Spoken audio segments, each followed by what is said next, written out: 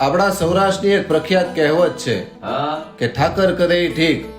ભગવાન જે કરશે એ સારું જ કરશે, એવો એ કહેવતનો ભાવાર્થ છે.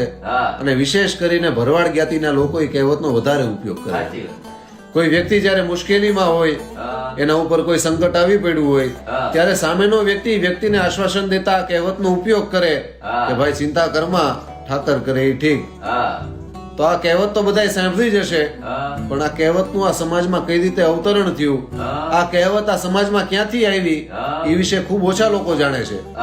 તો લખમણ ભાચળિયા નામના એક ચારણ કવિ, એમણે લખેલો એક દુહો, અને એ દુહાની જે હુકલાઈન છે એમાંથી આ કહેવતનું આ સમાજમાં અવતરણ થયું. તો એ દુહો શું છે?